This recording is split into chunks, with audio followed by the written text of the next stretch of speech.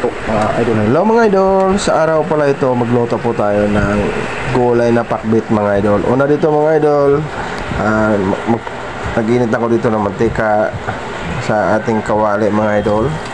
At inuna ko na dito pag-isa mga idol yung ating sibuyas. At mga idol, ilalagay na natin yung ating gulay sabay-sabay mga idol para sabay-sabay din lumambot mga idol. Pero mga idol, kailangan natin nito, ang ating gulay kailangan medyo half cook lang mga idol, kasi kapag malata yung ating pakbit mga idol, wala ding lasa mga idol at mapait ito yung ampalaya kung masusobran sa pagluluto. Kaya kailangan katamtaman lang mga idol ang ating pagluluto sa ating mga gulay, lalo na itong pakbet.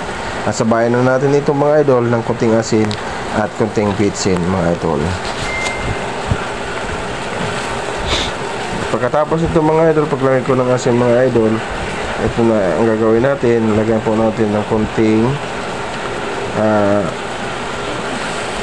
tubig mga idol para lumambot sabay-sabay yung ating gulay mga idol. At ganun mga idol, biso-biso lang muna tayo mga idol hanggang siya kumulo.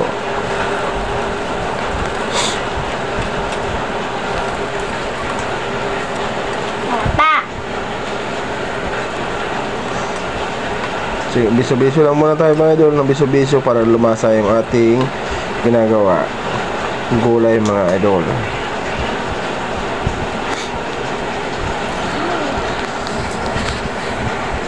At pagkatapos nito mga idol, sabi-sabi natin atin munang takpan. At pagkalipas ng mga ilang minuto, atin tingnan mga idol. Yun mga idol, isasabay na natin mga idol yung ating magic sarap na siyang magpapalasa at takpan natin muli.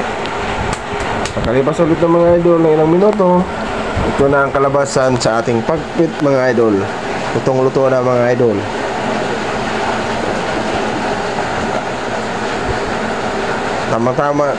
Tamang-tama talaga idol yung ating pakbit at o kaya yung ating gulay mga idol at ating titikman. Ayun, solve na mga idol. Swak na mga idol sa ating panglasa.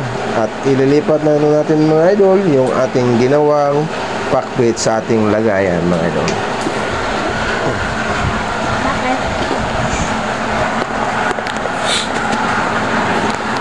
Ayan na mga idol, ililipat na natin yung ating pakbit na gulay sa lalagyan.